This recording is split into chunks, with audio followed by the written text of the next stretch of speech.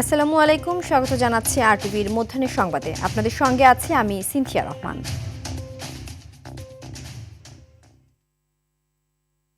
এবার গরুর হাটকে কেন্দ্র করে চাঁদাবাজি ঘটবে না। কেউ চাঁদাবাজির চেষ্টা করলে কঠোর ব্যবস্থা নেওয়া হবে বলে জানিয়েছেন স্থানীয় সরকার, পল্লী উন্নয়ন ও সমবায় প্রতিমন্ত্রী মীর শাহে আলম।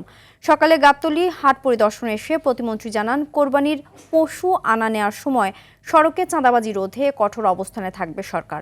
রাস্তাঘাটে চাঁদাবাজির কোনো ঘটনা ঘটলে সঙ্গে সঙ্গে ব্যবস্থা নেওয়া হবে। এদিকে পশু আনার সময় সড়কে যেন যানজট না হয় সে লক্ষ্যে পরিকল্পনা নেওয়া হয়েছে। অননুমোদিত স্থানে কেউ হাট বসাতে পারবে না জানিয়ে তিনি বলেন, হাটের সীমানার বাইরে গিয়েও কেউ পশু রাখতে পারবে না। হাটগুলোর নিরাপত্তায় পুলিশের পাশাপাশি সেনাবাহিনী, র্যাব থাকবে।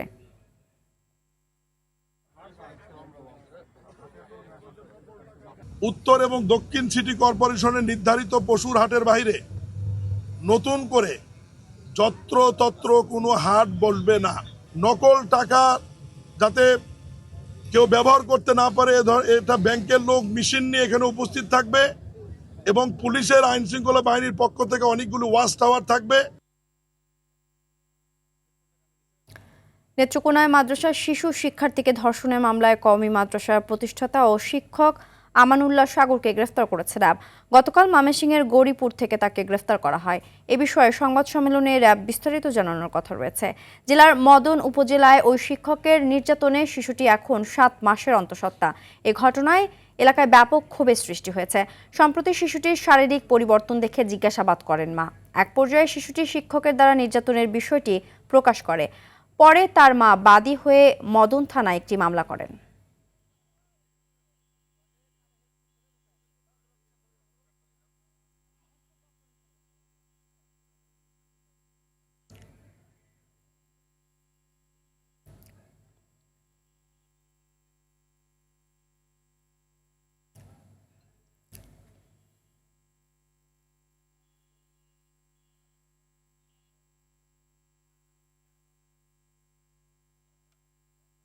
এ বিষয়ে আরো জানাতে ময়মনসিংহ থেকে সরাসরি যোগ দিচ্ছেন সহকর্মী বিপ্লব বসাক। বিপ্লব, শিশুকে পাশবিক নির্যাতনে জড়িত মাদ্রাসার শিক্ষককে গ্রেফতারের বিষয়ে আমাদের বিস্তারিত জানাবেন। সিনথিয়া, কিছুক্ষণ পরে কিন্তু র্যাব কার্যালয়ে একটি এই বিষয়ে সংবাদ সম্মেলনের কথা রয়েছে। আমরা সেখানেই যাচ্ছি। আমরা এখন র্যাবের গাড়িতে অবস্থান করছি। এই বিষয়ে কিন্তু 2022 সনে ওই নেত্রকোনার মদন উপজেলার কাইটার গ্রামের নিজ গ্রামে ওই শিক্ষক আমানুল্লাহ সাগর, সে হযরত ফাতেমাতুজ জোহরা মহিলা মাদ্রাসা নামে একটি মাদ্রাসা স্থাপন করেন এবং সেই মাদ্রাসায় কিন্তু ওই শিশুটি লেখাপড়া করতো। শিশুটি সংসার চলতো না বলে তার মা, তার বাবা তার মাকে ছেড়ে চলে যাওয়ার পর তার মা সিলেটের একটি বাসা বাড়িতে কাজ করতো এবং এই শিশুটি তার কাইটাল গ্রামের নানার বাড়িতে নানার বাড়িতেই থাকতো এবং সেই সূত্রে কিন্তু এই মাদ্রাসায় শিশুটি লেখাপড়া করতো এবং সেই সুযোগে কিন্তু ওই মাদ্রাসার পরিচালক আমানুল্লাহ সাগর তাকে ধর্ষণ করে এবং ধর্ষণ করার পর আরো কয়েকবার কিন্তু তাকে ধর্ষণ করে এবং শিশুটির শারীরিক পরিবর্তন হলে কিন্তু শিশুর আত্মীয় স্বজন এই জিনিস ঘটনাটি জানলে পরে শিশুর মা ওই গ্রামে এক ক্লিনিকে ডাক্তার সাইমা নামের প্রসূতি বিভাগের এক ডাক্তারের কাছে নিয়ে যান এবং সেই ডাক্তার কিন্তু প্রথমে তাকে পরীক্ষা নিরীক্ষা করে এই ঘটনাটি জানতে পারে এবং এই ঘটনার পরে কিন্তু শিশুর মা শিশুটির ধর্ষণের বিষয়ে একটি মদন থানায় মামলা করলে সে আত্মগোপনে চলে যায় এই আমানুল্লাহ সাগর। তারপর এই আমানুল্লাহ সাগর কিন্তু অজ্ঞাত স্থান থেকে তাকে নির্দোষ দাবি করে একটি পোস্ট সামাজিক যোগাযোগ মাধ্যমে দেন এবং সেই পোস্টের সূত্র ধরেই কিন্তু র্যাব তাকে ময়মনসিংহের গৌরীপুর উপজেলা থেকে গতকাল রাত 3টার দিকে তাকে গ্রেপ্তার করে এবং গ্রেপ্তারের পর কিন্তু এই র্যাব সদর দপ্তরে একটি সংবাদ সম্মেলন অনুষ্ঠান হবে। এই সংবাদ সম্মেলনে কিন্তু র্যাব বিস্তারিত জানাবে বলে জানান র্যাবের পরিচালক।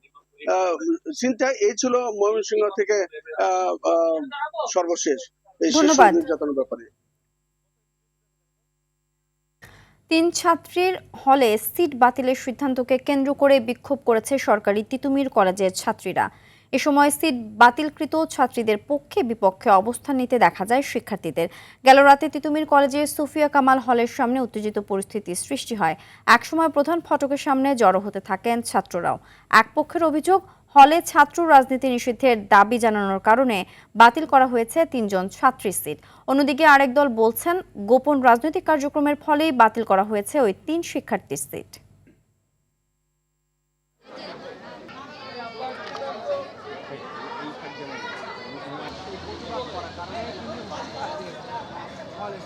আমরা ছাত্রলীগের আমল থেকেই হলে আসি, তখন থেকেই আমাদেরকে যখন আমরা হলে থাকি তাদের যেই বিভিন্ন শোডাউন হয়, তাদের বিভিন্ন প্রোগ্রাম হয়, মেয়েদেরকে জোর করে সেই প্রোগ্রামে নিয়ে যাওয়া হয়। প্রথম পর্যায়ে আমাদেরকে বলেছে আমাদের হলে এসে তারা তদন্ত করবে। তারপরে যখন আমরা সবাইকে হলে এক জায়গায় সমবেত করছি, তারা তখন বলছে যে তারা আসতে পারবে না, আমরা যেন যাই তাদের। হাম নিয়ন্ত্রণে শিশুদের টিকা কর্মসূচি শুরু হলেও কোনোভাবেই কমছে না শিশু মৃত্যুর সংখ্যা। প্রতিনিয়তই বাড়ছে মৃত্যু ও আক্রান্তের হার। সরকারের দেওয়া তথ্য মতে এখন পর্যন্ত 300 শিশুর মৃত্যু হয়েছে। গেল 24 ঘন্টায় হাম ও হামের উপসর্গ নিয়ে 6 শিশুর মৃত্যু হয়েছে। একই সময়ে হামের উপসর্গ নিয়ে 1186 শিশু হাসপাতালে চিকিৎসা নিয়েছে। পাশাপাশি হাসপাতালে ভর্তি হয়েছে 989 শিশু।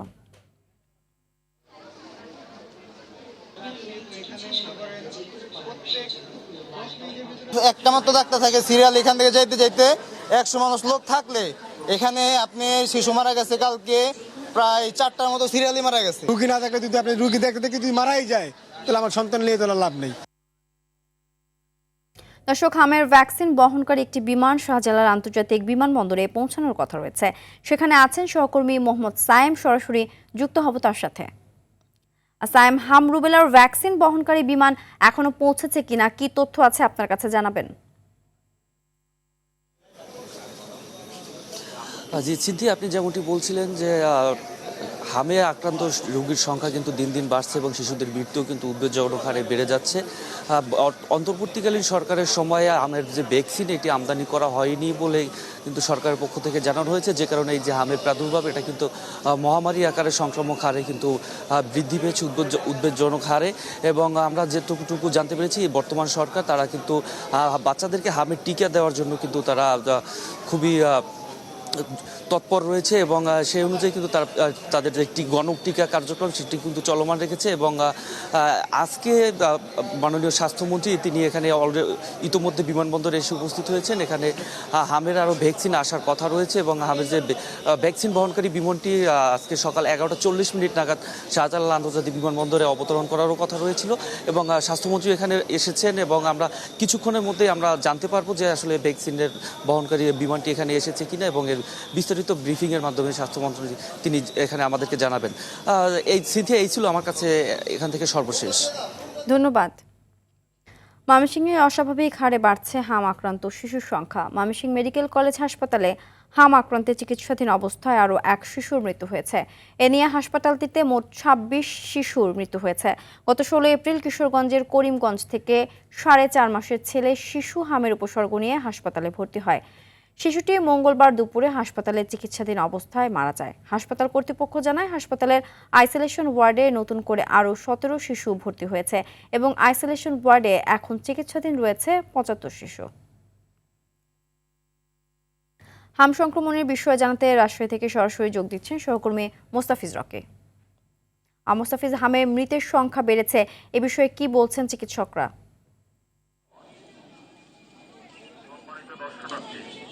সিথিয়া, গত 24 ঘন্টায় রাজশাহী মেডিকেল কলেজ হাসপাতালে হামের উপসর্গ নিয়ে আরও 1 শিশুর মৃত্যু হয়েছে। এই জানুয়ারি থেকে এখন পর্যন্ত, এই মে চলতি মাস পর্যন্ত এখানে মোট হামের উপসর্গ নিয়ে শিশুর মৃত্যুর সংখ্যা দাঁড়িয়েছে 55 জনে। যদিও দেশের অন্যান্য যে চিত্রটি আপনি কিছুক্ষণ আগে বলছিলেন যে হামের মৃত্যুর সংখ্যা বা হাম আক্রান্ত রোগীর সংখ্যা বাড়ছে, রাজশাহীতে কিছুটা ভিন্ন। কারণ আমরা দেখতে পাচ্ছি যে গত 2 সপ্তাহ থেকে রাজশাহীতে হামের যে পরিস্থিতি সেটি কিছুটা উন্নতির দিকে যাচ্ছে। বিশেষ করে এইখানে আমরা দেখেছি স্থানীয় প্রশাসন এবং স্বাস্থ্য বিভাগের পক্ষ থেকে বেশ কিছু উদ্যোগ নেওয়া হয়েছিল এই কারণে সেটি অনেকটাই কমে এসেছে এবং বিশেষ করে জনসচেতনতা সেটি বৃদ্ধি হয়েছে। মানুষ এখন হামকে কিন্তু আসলে হালকা রোগ হিসেবে নিচ্ছে না এবং যখনই জ্বর ফুসকুড়ি দেখা দিচ্ছে তখনই কিন্তু তারা শিশুদেরকে চিকিৎসকদের কাছে নিয়ে যাচ্ছে এবং অন্যান্য পরামর্শ নিচ্ছে। এছাড়াও যে পুষ্টির যে ঘাটতির কথা বলছিল যে চিকিৎসকরা যে ভিটামিন এ বা অন্যান্য পুষ্টি অভাব থাকলে যে হামের রোগটি খুব দ্রুত আসলে আক্রমণ করে থাকে, সেক্ষেত্রে ভিটামিন এ সাপ্লিমেন্ট সহ শিশুদের যে পুষ্টি উন্নত করার ক্ষেত্রে যারা অভিভাবক রয়েছে তারা আসলে ভূমিকা রাখছে।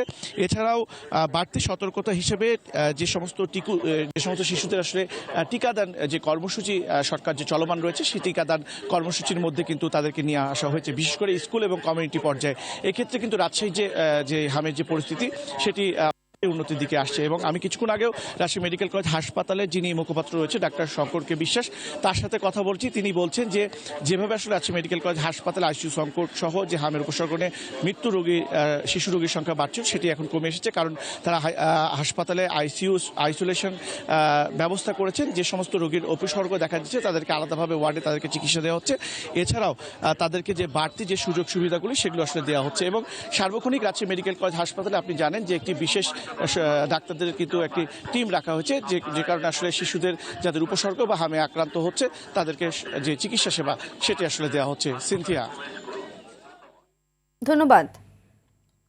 2016 সালে রাজধানীর কল্যাণপুরে জাহাজ বাড়িতে জঙ্গি নাটক সাজিয়ে 9 তরুণকে হত্যার মানবতা বিরোধী অপরাধ মামলায় ক্ষমতাচ্যুত প্রধানমন্ত্রী শেখ হাসিনা ও সাবেক স্বরাষ্ট্রমন্ত্রী সহ 8 জনের বিরুদ্ধে অভিযোগ গঠনের শুনানি আজ।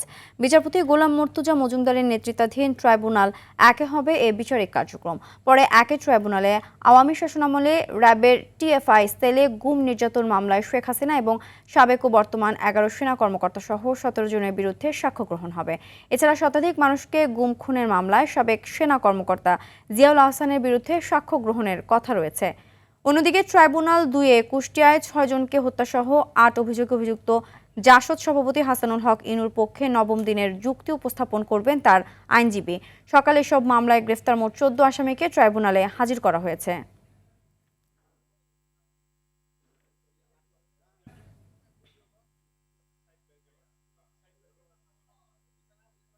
নেত্রকোনার কলমাকান্দায় নিখোঁজের 2 দিন পর জান্নাত নামের এক শিশুর মরদেহ উদ্ধার করেছে পুলিশ। সকালে বাড়ির কাছে এক ধান খেতে ক্ষত বিক্ষত অবস্থায় পড়েছিল জান্নাতের মরদেহ। এদিকে নড়াইলে আত্মীয়ের বাড়িতে বেড়াতে এসে ঘুমন্ত স্ত্রীকে বটি দিয়ে কুপিয়ে হত্যার নৃশংস ঘটনা ঘটেছে। মঙ্গলবার দিনগত রাতে সদরের বাহিরগ্রাম এলাকায় ঘটনা ঘটে। পুলিশ অভিযুক্ত ঘাতক স্বামী সাকিব শেখকে গ্রেফতার করেছে।